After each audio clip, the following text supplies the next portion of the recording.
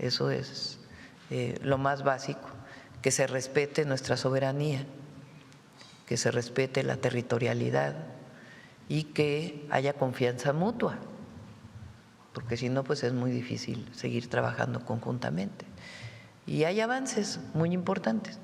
Hay quien quiere, como lo dije yo el viernes, del lado de Estados Unidos y del lado de México, que esa relación no exista, que sea muy mala la relación entre el gobierno de México y el gobierno de Estados Unidos. Nosotros vamos a defender siempre nuestra soberanía, pero buscamos una buena relación con el gobierno de Estados Unidos. ¿Quién quiere que no haya esa buena relación? Pues sobre todo nuestros adversarios políticos que van a Estados Unidos a hablar mal de México y de la supuesta mala relación que hay entre Estados Unidos y México, o de lo mal que hace México, o de que hay un narcogobierno, o de todos ellos son los que quieren que se rompa la relación con Estados Unidos. Pues nosotros, defendiendo, repito, nuestra soberanía y nuestros principios, vamos a buscar siempre la mejor relación con el gobierno de los Estados Unidos, porque los avances en año y medio son muchísimos, o desde que entró el presidente Trump en febrero a la fecha, son muchísimos. Entonces, ¿qué sentido tiene minar esa relación si estamos dando resultados de ambos lados de la frontera? Cada uno con nuestra propia visión y encontrándonos ahí donde tenemos coincidencias y buscando siempre la seguridad y la paz del lado de México y del lado de Estados Unidos. El republicano Caspar Weinberger fue secretario de Defensa de Estados Unidos entre 1981 y 1987 durante el gobierno de Ronald Reagan. Lo recordábamos el otro día en Diario Red.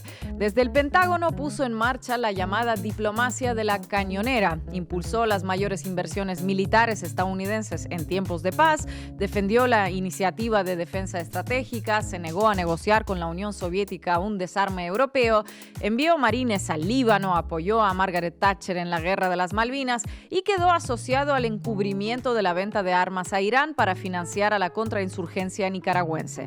Después dejó la función pública, pasó por la revista Forbes y escribió una novela, The Next War. Publicada en 1998, en ella imaginaba un escenario apocalíptico para México. Narcotraficantes infiltrados en el gobierno, terror generalizado, crisis política, migración masiva hacia Estados Unidos y finalmente una decisión. Washington invade México.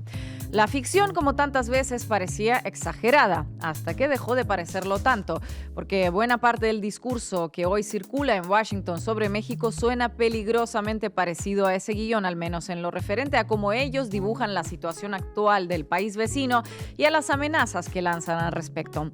Primero fueron los reportajes sobre fentanilo, publicados en plena campaña presidencial de 2024. Después, las amenazas cada vez más explícitas de Donald Trump. Y ahora, la Estrategia Nacional de Control de Drogas de 2026, un documento de más de 100 páginas que marca el fin de lo que llama la contención pasiva y coloca a México en el centro de una supuesta ofensiva global sin precedentes. Traducido, Estados Unidos está construyendo el marco político, mediático y doctrinal para justificar una nueva fase de intervención en América Latina, y México aparece como pieza central de esa estrategia. La semana pasada, Trump ya lo avisó por enésima vez. Si México no combate al narco en su territorio, lo hará Estados Unidos. Por tierra, por mar, atacando lanchas en el Caribe o en el Pacífico, asesinando sin juicio ni prueba alguna a sus tripulantes y llamando a eso seguridad. Es decir, la misma vieja doctrina de siempre, pero con un nuevo envoltorio. Guerra contra las drogas, guerra contra el terrorismo, guerra contra el fentanilo. El nombre cambia, la lógica permanece. Y lo más grave es que ya no se trata de meros discursos y amenazas. Las operaciones estadounidenses en territorio mexicano sin autorización federal, las revelaciones del Honduras Gate, el papel de Israel en ciertas tramas regionales y la presión constante sobre gobiernos que no se subordinan muestran algo bastante bastante claro: la injerencia ya está en marcha. Lo que aparece aquí es una política de imposición, de injerencia, de amenaza y de construcción del enemigo. Primero se declara que el Estado mexicano está infiltrado. Luego se afirma que no puede resolver el problema. Después se crea un marco legal y la intervención extranjera se presenta como inevitable. O en la base América Latina hablamos de la operación de Trump contra México, de la nueva estrategia antidrogas de Estados Unidos y de cómo responder ante una injerencia que ya dejó de esconderse. Bienvenidos y bienvenidas. La base América Latina. Marco Teruggi, tenemos un título ambicioso en el programa: Operación de Trump contra México. Estamos afirmando que la injerencia está en marcha. ¿Cuáles son los ejes de tu sección para decir eso? Bueno, vamos a analizar lo que ha venido pasando en estas últimas semanas, donde hubo varios ataques, amenazas por parte de Estados Unidos hacia México, lo que pasó en Chihuahua, lo que pasó en Sinaloa, lo que pasa a través de operaciones mediáticas, las amenazas de lo que va a pasar desde Trump hasta el fiscal. Vamos a ordenar todo junto y entender en qué momento estamos, qué puede pasar y qué tal vez se podría hacer contra eso. Estefanía, entiendo que has investigado con mucha meticulosidad estas informaciones que aparecieron en estos días sobre el supuesto cierre, revisión de los consulados mexicanos, ¿no? Ina, los medios ya se adelantaron a decir que se cierran los consulados, que se investigan los consulados, que hay un gobernador al que van a extraditar, puede ser.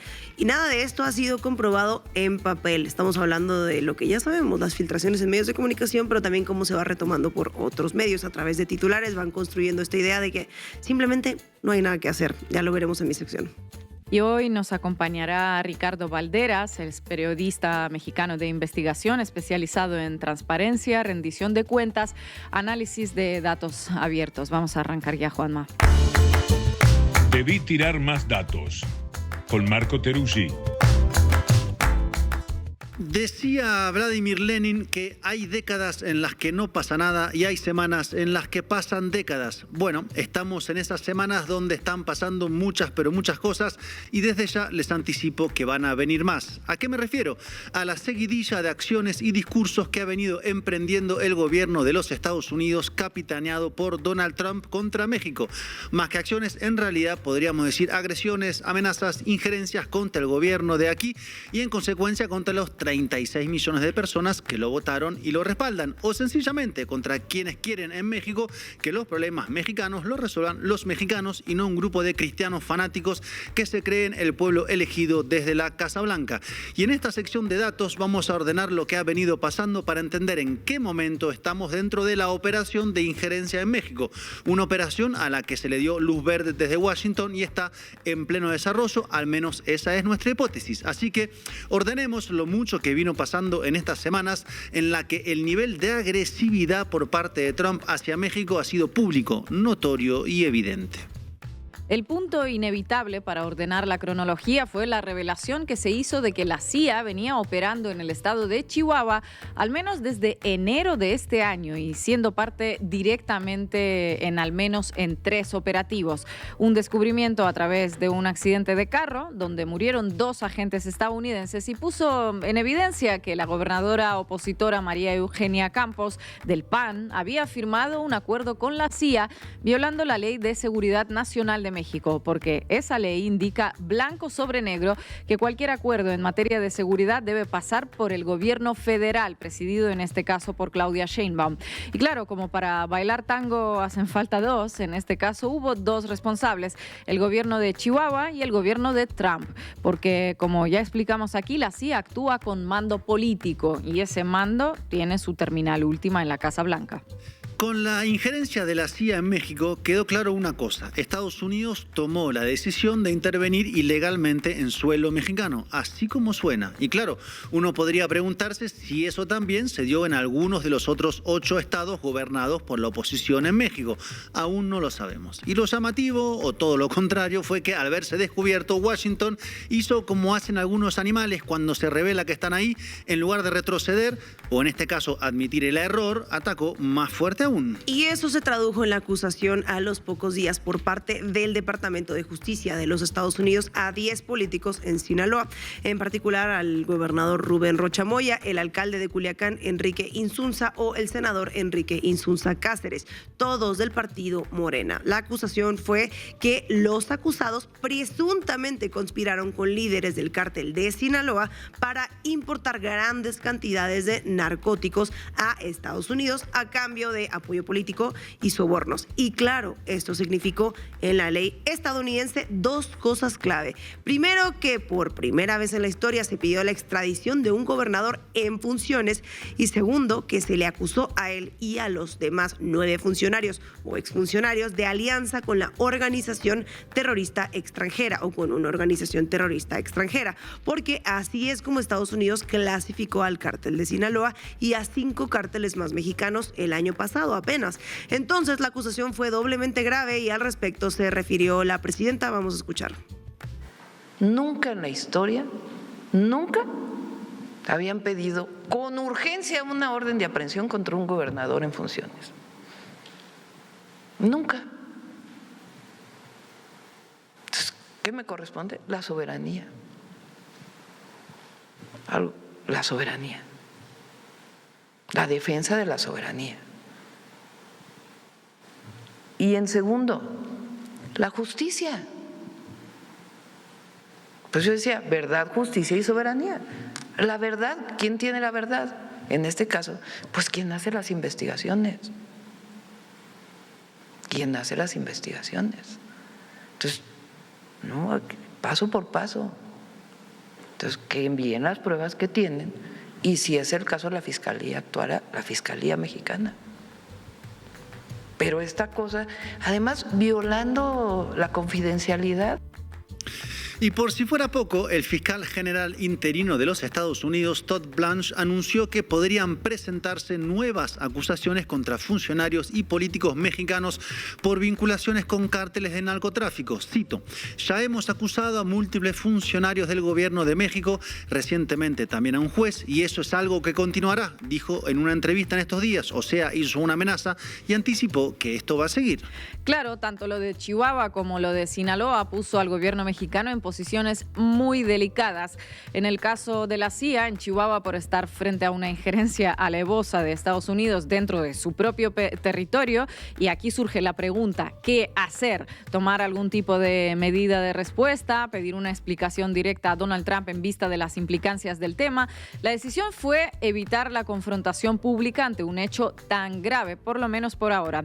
La política, se sabe, es el arte del tiempo. Y en el caso de Sinaloa, si bien el gobernador Rocha Moya mostró no tener dolientes políticos y está rodeado por un halo de sospecha, lo cierto es que no le corresponde a Estados Unidos decir quién es el culpable de qué en México. Quien debe hacerlo en todo caso es la justicia mexicana, y sobre eso aún está la pregunta abierta.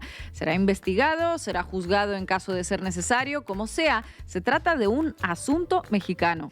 Y esto no quedó acá, no para nada, porque no estamos ante hechos aislados o desconexos, porque si bien lo de Sinaloa no fue armado del día a la mañana, la acusación sí fue disparada en el momento preciso en que se descubrió la operación ilegal de la CIA en Chihuahua. Y luego vinieron más agresiones, porque, decía al inicio, está en marcha un plan, una operación para acorralar al gobierno mexicano. Y Estefanía, ¿viste cómo siguió todo esto? Sí, el propio Trump amenazó con operaciones terrestres en México, aunque más que amenazó, anunció que de hecho ya habían comenzado. Escuchemos. Drugs coming in by sea are down 97%, and now we've started the land force, which is much easier. And you'll hear some complaints from some people in, like, representatives from Mexico and other places, but if they're not going to do the job, we're going to do the job, and they understand that. So that's sort of the easy one by comparison to the sea. We had to do the sea first. You had no idea how much came in by water, and very little, almost nothing is coming in right now. They don't want to do that anymore. Suena como al reconocimiento de que efectivamente operaron clandestinamente en Chihuahua, ¿o me lo parece a mí? Bueno, algo así, la verdad. Y también que lo van a volver a hacer, aunque se quejó el gobierno de México u otro gobierno, porque ya anunció que otros también se podrían quejar, por lo que puede deducirse que va a intentar en otros países algo parecido. Colombia, tal vez. Y hubo más, porque siempre hay más con Donald Trump. And now we've started land, and you'll see it coming down. It's come down a lot, but you'll see it coming down. And they come through Mexico for the most part. We have a problem because the cartels rule Mexico, and nobody else. The cartels, they just rule it. And, we lose 200,000 people a year through this poison that pours into our country. Otra vez con la misma narrativa que quien gobierna en México no es el gobierno desde el Palacio Nacional en Ciudad de México, sino los cárteles narcotraficantes, lo cual es absurdo porque el gobierno de Trump negocia, por ejemplo, con el gobierno mexicano y sus representantes, el TEMEC, y México es el principal socio comercial de Estados Unidos, no los cárteles. Pero esto no se trata de argumentos lógicos, mucho menos demostrables, sino de presionar y presionar y presionar. Aunque, claro, es necesario contestar ese discurso con datos, aunque caigan en saco roto. ¿Qué es lo que hizo la presidenta? Escuchémoslo. Sabemos muchas veces, esto no lo ha dicho varias veces el presidente Trump, no es la primera vez, pero nosotros estamos actuando. Hay una reducción casi del 50% en homicidios dolosos, 2.500 laboratorios deshabilitados, destruidos, personas detenidas, que por cierto las personas detenidas tienen, no es como antes que se detenían y no había una carpeta de investigación, son carpetas de investigación con pruebas de personas detenidas. Hay reducción del paso de fentanilo de México a Estados Unidos. Datos y diálogo versus amenazas y presión. Así puede resumirse la relación asimétrica entre México y Estados Unidos. Asimétrica por la correlación de fuerzas, que es evidente, porque uno quiere negociar y el otro realiza injerencias, y porque uno colabora y el otro no. No solo no colabora en el caso de las armas Estados Unidos, porque esas armas van de las armerías gringas a los cárteles mexicanos, como ya lo vimos acá en detalle, sino que tampoco Estados Unidos colabora con las deportaciones que pide México. En ese tema, el gobierno mexicano deportó a más de 90 personas solicitadas por Estados Unidos desde el año pasado hasta la fecha, pero en cambio Washington no deportó a ninguno de los 6 solicitados por México, 2 relacionados con la desaparición de los 43 estudiantes de Ayotzinapa y 4 personas señaladas por un esquema de huachicol fiscal en México. Y tengamos en cuenta que quienes son deportados a Estados Unidos entran luego a engordar los expedientes con que el Departamento de Justicia ataca a México. ¿Por qué? Por una razón sencilla, que es la llamada cooperación. Si un narco coopera con la justicia, entonces se le reducen las penas. Ya pueden imaginar cómo funciona como incentivo para que digan lo que la justicia necesita escuchar. Volvamos ahora al enfoque general, al zoom out, como se dice, a la gran fotografía, porque decíamos estamos ante una operación de Trump contra México, que se expresó también en la publicación de la llamada Estrategia Nacional Antidrogas, conocida el pasado 4 de mayo. Yaina va a diseccionar en su sección esa estrategia que pone a México y también a Colombia como objetivos claves de esta nueva guerra contra las drogas de la Casa Blanca, donde usará todos sus, cito, recursos diplomáticos, de inteligencia, militares y económicos para alcanzar sus objetivos. Y para cerrar la lista de acciones desencadenadas, tenemos la noticia falsa de que Estados Unidos haría una revisión de la red consular de México con un posible cierre de algunos 53 consulados en el país. Quédense, porque en mi sección voy a explicar punto por punto cómo se construyó esta, que sería a estas alturas, sin un documento, una fake news que forma parte de la ofensiva contra el gobierno mexicano para construir un sentido adverso y obligarlo a estar siempre a la defensiva, desmintiendo los mensajes que vienen directamente de Washington. Bueno, juntemos ahora todas las partes de esto que llamamos acá la Operación México lanzada desde Washington. Primero señalemos en qué momento ocurre. El timing siempre es importante en política, cuando Trump sigue sin poder resolver la guerra en Medio Oriente ni presentarla más o menos como una relativa victoria contra Irán. Por lo tanto, en ese contexto pasan 2 cosas. Primero, que estas declaraciones contra México le sirven como un gran distractivo o un fuego artificial narrativo a Trump. Hablemos de esto, de las drogas de México y no de aquello, Teherán y la impotencia que está mostrando Washington. Segundo, que le permite cambiar el eje también hacia dentro del país, porque Trump está en su peor momento interno. Según el último informe de Pew Research Center, el mandatario alcanzó un nivel de aprobación de apenas el 34%. Esta es la cifra más baja registrada desde que inició su segundo mandato en enero de 2025. Entonces, nada como agarrar a México como elemento de descarga, acusarlo de todos los males e intentar remontar algunos puntos con eso. Aunque la verdad parece bastante difícil. Y además, claro, atacar a México es atacar a uno de los principales bastiones del progresismo. Y aquí hemos explicado muchas veces cómo Trump busca tener el control total del continente, en particular de lo que ahora pasó a llamar la Gran América del Norte, que va desde Groenlandia hasta Ecuador en el sur, y donde, claro, México cumple un papel central y Washington pretende tener un gobierno subordinado. Y claro, todo esto busca a su vez tener un efecto de desgaste sobre el gobierno mexicano, porque amplifica toda la narrativa del narcogobierno con la que una parte de la oposición mexicana busca construir su discurso para atacar a la presidencia. De hecho, ya podrán imaginar que algunos saltaron sabrosos y felices a respaldar las acusaciones gringas, como claro está la senadora del PAN, Lili Telles. Han sido protegidos los cárteles por Morena porque son su fuente de financiamiento. Estados Unidos está pidiendo la extradición de un narcogobernador porque encontró pruebas suficientes, pruebas que los de Morena siempre han dicho que son falsas, porque están encubriendo sus intereses. La inefable Lili Telles, que volvió a subir a sus redes sociales su entrevista del año pasado en la cadena Fox pidiendo una intervención de Estados Unidos a México. Así está la oposición mexicana, con políticos amarrados a lo que diga Estados Unidos, rogantes de que ataquen al gobierno mexicano para tener pues de dónde agarrarse, pero yo creo, Marco, que ni con eso. A mí me parece que no, porque de hecho la semana pasada vimos que lo de ser tan arrodillados con los de afuera no trae buenos frutos políticos. Le pasó a la alcaldesa Alejandra Rojo de la Vega y a la oposición mexicana, que se abrazó a la presidenta de la Comunidad de Madrid, Isabel Díaz Ayuso, en su reivindicación amorosa a Hernán Cortés. Que conste que acá en la base América Latina anticipamos que eso de defender a derechistas extranjeros que reivindican la conquista y la injerencia no es una buena idea.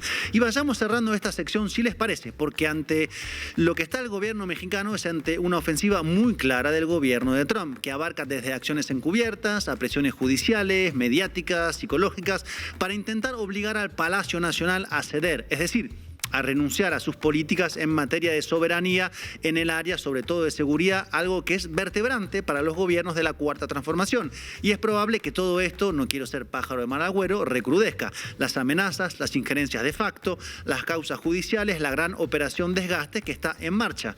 ¿Qué hacer ante eso? Decíamos, la política es, entre otras cosas, el arte del tiempo, y el tiempo tiene como fecha central las elecciones de medio término en Estados Unidos en noviembre de este año. ¿Cuánto cambiará Trump si le va mal?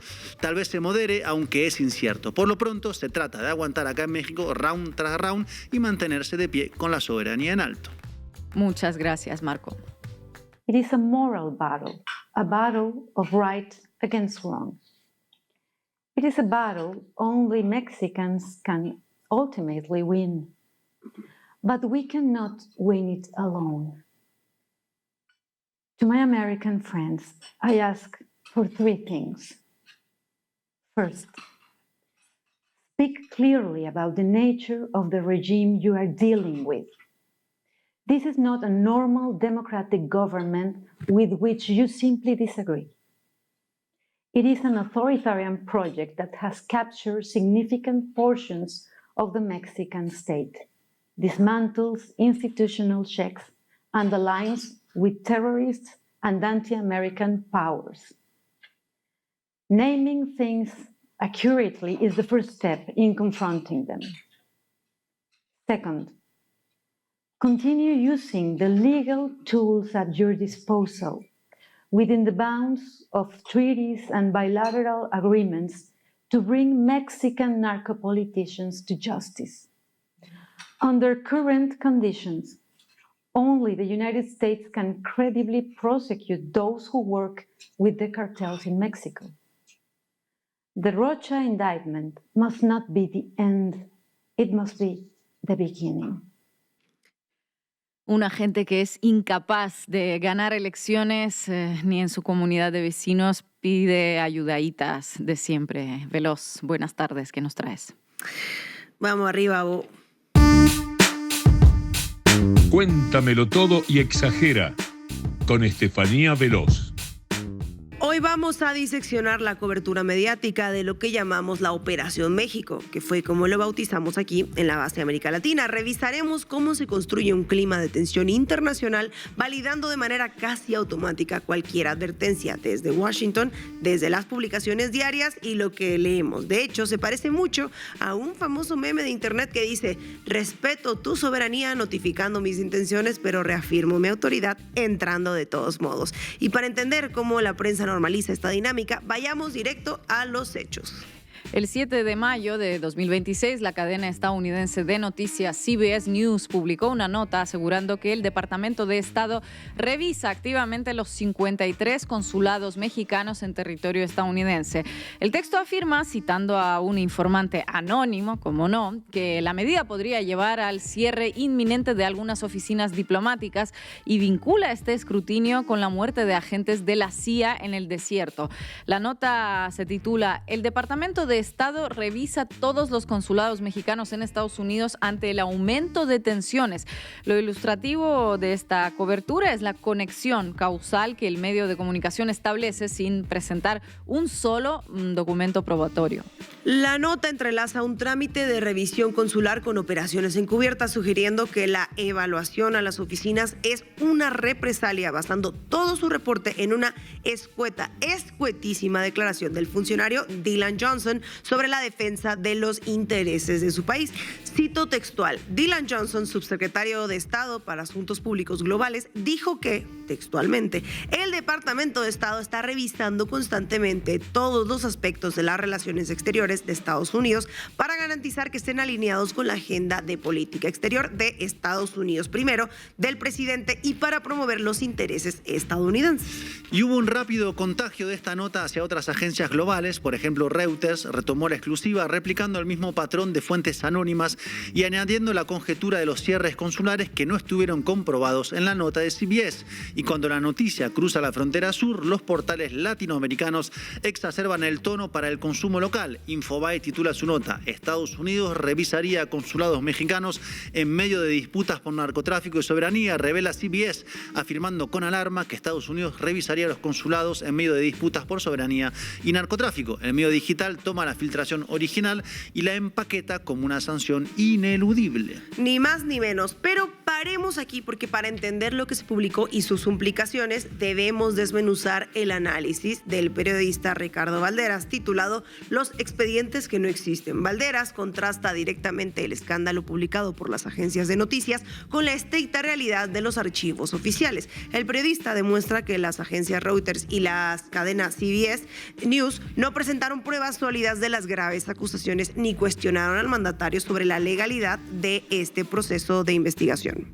El texto de Barreras explica minuciosamente que todo el ruido mediático surgió por una simple frase escrita el 7 de mayo de 2026 en Washington.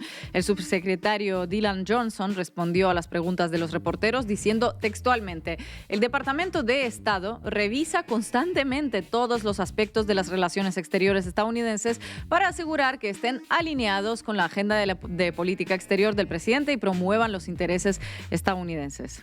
Vale la pena escuchar esta declaración una vez más porque es tan corta y general que bastó para desencadenar los titulares alarmistas en varios países, incluyendo a México. La lectura política que hicieron los diarios y portales fue asumir inmediatamente que el gobierno estadounidense ya evaluaba el funcionamiento de toda la red consular y no descarta aplicar cierres administrativos contra algunas sedes. Sin embargo, Valderas deja claro en su nota que no existe evidencia documental sobre algún proceso legal que sustente las afirmaciones de ambas agencias. Repasemos una parte de esta nota que dice: la oficina que previsiblemente concentraría cualquier instrucción formal es la Office of Foreign Missions, encargada de aplicar la Foreign Mission Act. Sin embargo, este organismo no ha publicado hasta ahora alguna resolución, circular o aviso alguno relacionado con los consulados mexicanos. Si el documento existe, la vía para obtenerlo es la Freedom Information Act, que permite solicitar memorándums, cables y comunicaciones oficiales del Departamento de Estado. Ina, ¿podrías continuar leyendo esta parte de la nota? Claro, continúa la nota y dice: hasta que eso ocurra, el caso descansa sobre una paradoja documental. Hay una declaración oficial atribuida a un alto funcionario, una base legal que faculta al gobierno estadounidense para actuar y una amplia cobertura periodística. Pero no hay en el dominio público un documento que permita verificar qué se ordenó exactamente, quién lo ordenó, qué consulados fueron objeto de atención especial o cuáles serían las consecuencias. Finalmente, cierra de manera contundente esta nota que dice: Dylan Johnson emitió una declaración escrita el 7 de mayo del 2026 en Washington. El Departamento de Estado tiene atribuciones legales para regular misiones extranjeras en virtud del Foreign Mission Act. México opera 53 consulados en Estados Unidos y hasta la fecha no existe un documento gubernamental público que describa o pruebe en detallada la revisión anunciada. Entonces, el autor de esta nota nos dice que hasta el 9 de mayo del 2026 no existe una sola orden ejecutiva publicada por la Casa Blanca sobre este tema. Tampoco hay un memorando presidencial, ni un comunicado oficial del Departamento de Estado, ni un cable diplomático desclasificado que describa la revisión, sus criterios, su cronograma o las posibles consecuencias. La única evidencia pública para sostener tantas noticias de primera plana fue la muy escueta frase del funcionario Johnson. El tema es que todo esto se sostiene con una estructura legal que tiene Estados Unidos desde 1982 mediante la Ley de Misiones Extranjeras. Como el gobierno tiene la facultad jurídica de limitar o retirar la autorización a una oficina extranjera, los medios usaron esta posibilidad teórica para dar por hecho que la persecución contra 53 consulados ya era una realidad vinculada, evidentemente, al narcotráfico. Entonces, tenemos una amplísima cobertura periodística en medios internacionales, pero no tenemos en el dominio público ni un solo documento que permita verificar qué es lo que se ordenó exactamente o a quiénes investigarían. Una vez que se asimila esta intimidación a las representaciones diplomáticas sin pedir pruebas, pues el siguiente paso de la ofensiva se lanza directamente en la televisión estadounidense. Esto que vamos a ver ahorita no es de ahora, sino del primer mes de este año. En una entrevista con Sean Hannity en Fox News, el mandatario declara sin titubeos que van a empezar a golpear por tierra los cárteles de la droga. Si bien Trump ya lo había dicho antes, esta vez lo dijo directamente en una entrevista. Vamos a verlo. And we are going to start now hitting land with regard to the cartels. The cartels are running Mexico. It's very, very sad to watch and see what's happened to that country, but the cartels are running and they're killing 250, 300,000 people in our country every single year. The drugs, it's horrible. It's devastated families. You know, you lose a child or a parent. I mean, parents are dying too with drugs. So we've done a really good job. We're knocking it down. The numbers are really getting to be, they're always going to be too high if you have one person, but they're going down just like the border. The border was a total mess for years. I did it the first time very quickly, and this time I did it even better because this was a bigger mess. This was a border like no other probably in the history of the world. There's never been a border like that when anybody could just walk into your country. The border's ostensibly really closed now. Closed. You can't come in. And nobody comes. Nobody even tries. And the people in Texas, Arizona, all these places that are won by such big numbers, they are so happy with the border. They had homes that they weren't even able to live in their home. Every day people were knocking on their door, every hour. Trump afirma que los cárteles gobiernan México y atacará por tierra. La elección de la frase golpear por tierra por parte del presidente no genera ninguna clase de objeción en el entrevistador de la cadena, que debe estar bastante de acuerdo. El periodista asiente ante el anuncio, validando la orden de enviar tropas fuertemente armadas a cruzar las fronteras como si estuvieran discutiendo un simple trámite de rutina. Pasemos a México, total, no hay frontera, ni soberanía, ni gobierno. Vamos a esta nota del diario El Financiero, que publica un titular estructurado realmente como una pregunta que es retórica. Trump comienza ataques por tierra contra cárteles, Estados Unidos y Ecuador lanzan operativo militar en conjunto. En la nota destaca que los grupos sudamericanos atacados en los operativos están ligados al cártel de Sinaloa. De manera sutil traza una línea continua geográfica hacia el norte, o sea, México.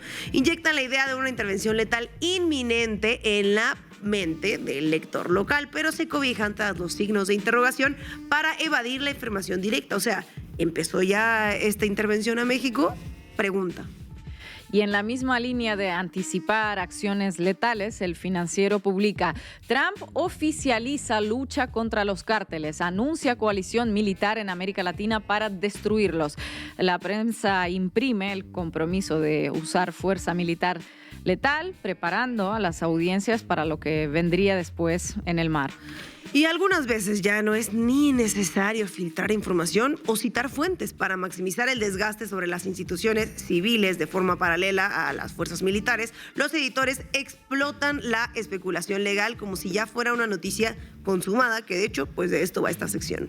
Infobae despliega un extenso artículo titulado Rocha Moya y sus acusaciones por presuntos nexos con el cártel de Sinaloa. ¿Sería el primer gobernador en ser extraditado? Este portal digital asume el papel de profeta jurídico, entrevista a especialistas que todos juntos aseguran que el gobierno extranjero exigirá el traslado del gobernador al norte y a la vez pasan de explicar que se trata de una petición de detención provisional sin sustento probatorio público. Solo presentan como ciertos resultados que sacan de los comunicados de los fiscales foráneos. Al revisar detenidamente cómo se construyen todas estas noticias, la conclusión es muy clara. La agresión no viaja primero en vehículos, artilleros o militares, sino que se reproduce primero en titulares. Pero el portal Mexico News Daily documenta mediante una encuesta que el 76% de los mexicanos exige que el gobierno defienda la soberanía nacional y no permita que Estados Unidos se involucre militarmente en el país. Lo cierto es que últimamente, cuando de seguridad se trata, en medios se ha reemplazado de manera sistemática la comprobación de los datos por la reproducción masiva de filtraciones basadas únicamente en la palabra de quienes las dicen. Sea viable o no, lo que algunas veces puede ser incluso evidente, el trabajo de los medios es otorgar pruebas. Muchas gracias, compañera. Estrategia Nacional de Control de Drogas de Estados Unidos. Si vamos al índice, fíjense lo interesante de este documento. Por primera vez en una estrategia de Estados Unidos para el combate a las drogas, ponen este tema: crear una América, Estados Unidos, ellos llaman América, pero en realidad es Estados Unidos de América, crear un Estados Unidos de América libre de drogas a través de normas sociales. Están reconociendo en la introducción que tienen un problema grave de consumo de drogas. Y aquí en este documento presentan una estrategia de cómo atender la prevención. A buena entendedora, con Ina Afinogénova. La semana pasada, la administración Trump publicó la Estrategia Nacional para el Control de las Drogas. El documento se sostiene en dos pilares. Por un lado, la guerra contra las drogas, es decir, abordar la problemática desde un enfoque militarista, la guerra contra las drogas. Y el segundo pilar, y una de las grandes novedades, es la fe, el componente religioso que esta administración introduce por primera vez en este documento. La Estrategia Nacional para el Control de Drogas se publica cada 2 años, desde la administración Reagan hasta la actualidad. Esta nueva estrategia marca el fin de la era de la contención, a la que califica como un fracaso, y busca inaugurar una etapa marcada por una ofensiva total contra el narcotráfico. Ya podemos adivinar por dónde viene esa ofensiva. El documento fue elaborado por la Oficina de Política Nacional de Control de Drogas, que coordina a 19 agencias y maneja un presupuesto de $44,000 millones, más que el presupuesto total con el que cuentan la mayoría de los estados latinoamericanos. La actual directora del organismo es Sarah Carter, una periodista que ha realizado cobertura sobre los cárteles en México. La nueva estrategia presenta dos enfoques bien diferenciados. La podemos resumir como armas y pastores. Por un lado, la violencia para reducir la oferta y por el otro, la fe para reducir la demanda. La fe, no la salud pública, no se confundan. Según esta división de las tareas, el uso de la violencia estará centrado fuera de Estados Unidos. El lenguaje bélico del documento no es una novedad, pero sí lo es la escalada que anuncia. La era de la contención ha fracasado, dice en sus páginas. Perseguiremos a los cárteles, desmantelaremos sus laboratorios y cortaremos sus cadenas de suministro. Otro ingrediente que se suma es la utilización masiva de la inteligencia artificial para el monitoreo del narcotráfico. La estrategia se propone reforzar el control en todos los puntos de ingreso, sea por tierra, mar o aire, y expandir las capacidades tecnológicas para detectar la presencia de drogas. Mediante la integración de las bases de datos sanitarias, policiales, de aduanas y demás, se propone utilizar la inteligencia artificial para predecir el ingreso de drogas, detectar patrones de consumo e incluso monitorear la presencia de sustancias en las aguas residuales. Al interior del propio Estados Unidos, lo que muestra el documento es la voluntad de usar el consumo de drogas como excusa para el control social. En lo que a drogas se refiere, el foco está puesto en el fentanilo, que aparece mencionado como una amenaza a la seguridad nacional y se reduce el lugar que ocupa la cocaína. El país más mencionado es México, que aparece más de 30 veces a lo largo del documento, mientras que Colombia solo aparece en 8 oportunidades. Y ojo a esto, Ecuador, el país que se ha convertido en el principal origen de los cargamentos de cocaína con destino a Estados Unidos, no aparece mencionado ni una sola vez. Así como lo escuchan, ni una sola vez. ¿Dirá algo esta ausencia sobre el interés verdadero en combatir el narcotráfico? Otro indicio para responder la pregunta que propone INA es el caso de China, que aparece con más de 20 menciones directas. Otro actor muy mencionado como origen de los precursores para la producción de drogas es la India. El tráfico de precursores químicos desde Asia en general es otro de los focos donde el documento pone el acento. Si los dos países más mencionados son México y China, la prioridad, más que un combate genuino al narco, es la instrumentalización de la problemática en función de los intereses geopolíticos de la administración de Trump. En el caso de China, ya sabemos el lugar que ocupa, es el adversario de fondo y cualquier recurso es válido para denigrar al país. En el caso de México, la agenda hasta aquí ha sido más sinuosa, pero el documento es o podría ser el punto de inicio de una ofensiva destinada a poner al gobierno de Claudia Sheinbaum en la mira y redoblar los esfuerzos de Estados Unidos para desgastarlo. La geopolítica trazada por la administración Trump y su pretensión de dominio hemisférico no admite países desalineados. La prioridad de la administración es atacar a esos gobiernos para reemplazarlos por ultraderechistas que sean más dóciles, como Javier Milei. En esa línea está la estrategia para el control de drogas, ratifica a los cárteles como organizaciones terroristas extranjeras y declara al fentanilo y a sus precursores químicos como armas de destrucción masiva. Dentro de los distintos cárteles, el que más recibe atención es el cártel Jalisco Nueva Generación. Al quedar los cárteles encuadrados como organizaciones terroristas, la agencia de Estados Unidos puede utilizar leyes y herramientas legales que fueron concebidas para enfrentar al terrorismo y no al crimen organizado. Entre ellas, aumentan las posibilidades de pedidos de extradición, el congelamiento de activos financieros y la posibilidad de perseguir a presuntos facilitadores del narcotráfico bajo cargos similares a los usados contra grupos cuyo objetivo explícito es cometer atentados. Como dijimos, el documento se propone dejar atrás la contención, pasar a la ofensiva y perseguir cárteles, destruir laboratorios y desarticular las redes y las rutas del narco en Estados Unidos, pero sobre todo en el extranjero. Además, presiona para que otros países colaboren en la lucha bajo la advertencia de que si no lo hacen, Estados Unidos tomará todas las medidas necesarias, incluyendo sanciones financieras y comerciales a compañías y a personas que sean señaladas como facilitadoras del tráfico. Para la frontera con México, Estados Unidos promete más kilómetros de muro y torres de vigilancia con más y mejores sensores, además de incrementar el uso de drones. También ordena al Departamento de Guerra incrementar su presencia, aportar capacidades de inteligencia y de vigilancia en las fronteras terrestres y marítimas. Otro punto que surge del documento es la conformación de una fuerza operativa interagencia llamada Homeland Security Task Force con la participación de la DEA, el FBI y otros organismos de esta área. Policía. Esta fuerza tendrá entre sus tareas el combate al narcotráfico en plataformas digitales y podrá hacer un seguimiento de tráfico en redes sociales. La novedad más llamativa, en línea con el enfoque conservador que la administración Trump imprime a todas sus políticas, es el lugar que ocupa la fe. Las versiones anteriores de estos documentos proyectaban una visión secular de la salud. La consigna de esta administración bien podría ser menos médicos y más pastores. El documento habla del poder sanador de la fe e incorpora a las organizaciones religiosas en la recuperación de adictos. A tono con la visión mesiánica que tiene la administración en tantos temas, menciona que el ingrediente central para la recuperación de adictos no es un tratamiento sanitario adecuado, sino el poder de Dios. La estrategia también señala que Estados Unidos es un país que vive y siempre vivirá bajo la gracia de Dios.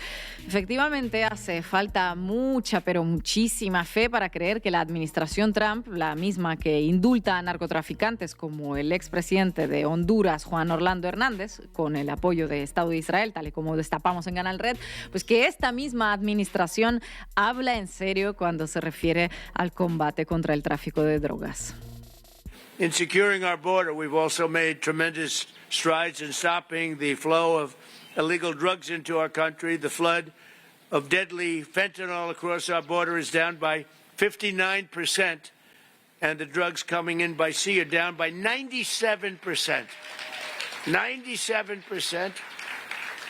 And we're trying to figure out who the 3% are, because they are the bravest people on earth. You see how we stop them by sea. You know, for years they'd go and catch the boat, bring them to court, they'd go in, they'd go out. By the time of the evening, they'd be back on another boat, bringing drugs in. So we gave them warning, and we don't do that anymore. We do it much more efficiently.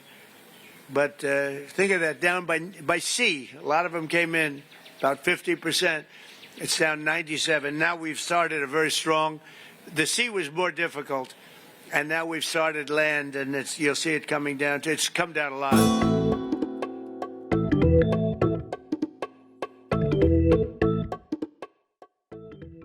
Y hoy nos acompaña Ricardo Valderas, periodista mexicano, periodista de investigación especializado en transparencia, rendición de cuentas y análisis de datos abiertos. Ricardo, muchísimas gracias por estar en la base América Latina. Bienvenido. Gracias a ti, Ina, por la invitación. Un saludo para tu audiencia. Ricardo, las recientes peticiones de detención contra políticos como Rubén Rocha Moya, enviadas sin pruebas materiales inmediatas, lo que se destapó en el estado de Chihuahua, esta estrategia contra la droga nacional que acaba de salir, ¿son parte de esta misma estrategia de presión basada en expedientes vacíos, en tu opinión? Bueno, principalmente considero que sí, evidentemente podemos observar una estrategia que es más narrativa que documental, en primera instancia porque, como comentó Federico Anaya, el abogado, la solicitud de extradición se hace por un protocolo extraordinario y no por el protocolo regular, eso en primera instancia. En segunda instancia, considero que el papel de los medios de comunicación ha sido bastante complejo en términos de la gestión de la información y la verificación de los datos. En ese sentido, creo que sí podemos estar hablando de una cuestión, por alguna manera de decirlo, orquestada en términos de regularmente estos no son los protocolos que se presentan para tanto las acusaciones como para el trabajo periodístico, y en ese sentido es mi respuesta, querida Ina. Ricardo, gracias por estar en la base América Latina. ¿Existe algún documento legal en Estados Unidos que realmente autorice la amenaza del presidente Trump de golpear por tierra a los cárteles, tal y como informó Reuters? ¿O es solo otra táctica de intimidación y en construcción de mensajes, bueno, para generar un clima de incertidumbre, presión o lo que fuera? Bueno, de hecho existen documentos legales que hablan al respecto. En particular me referiría al USS, el Authority Secretary of State, en su apartado 4303, en donde se podría argumentar un trabajo, no sabría denominarlo si de intervención o de decisión unilateral. Sin embargo, esto solo sería aplicativo en cuestiones cuando, por ejemplo, México estuviera apoyando directamente a un enemigo que se pruebe esté realizando actividades que ellos califiquen como terroristas. En ese sentido, al no tener un elemento probatorio, muchos de los actos que están ocurriendo tanto en México como en Colombia como en Cuba están fuera del marco legal.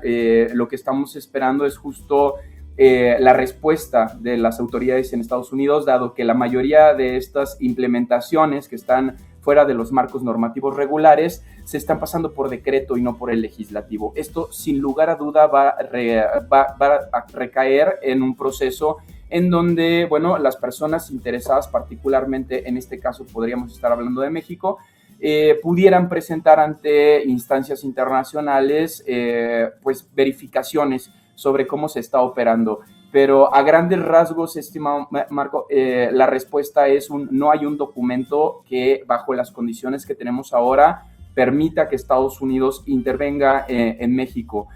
Tendría que ser principalmente con ayuda del gobierno federal y evidentemente con la notificación evidentemente a las Fuerzas Armadas como a la Presidencia de la República. Este no es el caso. México no está atacando a Estados Unidos, por ende, las leyes de legítima defensa no son aplicativas para esto. Querido Ricardo, gusto en saludarte. Dime una cosa. Si Estados Unidos decide cerrar consulados mexicanos de forma unilateral, escudándose en su política de seguridad, ¿qué recursos de defensa reales le van a quedar a México o quedan del lado mexicano? Bueno, primero tenemos la Foreign Mission Act, que permite efectivamente a Estados Unidos verificar que no se estén cometiendo ilícitos dentro de su territorio. Esto hablando particularmente de los 53 edificios de las embajadas o de las oficinas consulares en Estados Unidos. Hay que recordarle a la audiencia que estamos hablando del ecosistema más grande de consulados que tiene México fuera de este país.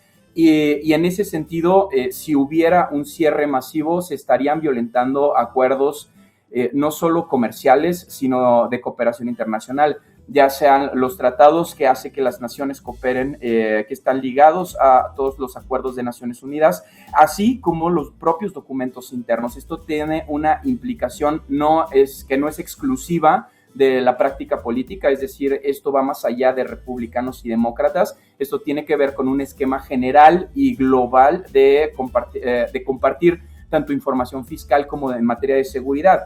Si Estados Unidos rompiera lazos con México en términos consulares y expulsara a 53 personas o las sometiera a proceso, de lo cual, dicho sea de paso, no hay documentación seria que lo pruebe hasta este momento, el paso siguiente sería que México tendría que entrar en todos los espacios de cooperación internacional tratando de averiguar bajo qué preceptos legales y que colectivamente la comunidad internacional decida si esto es bajo algún albergue de jurisprudencia internacional o si es una decisión unilateral de la cual además tendría sanciones para Estados Unidos.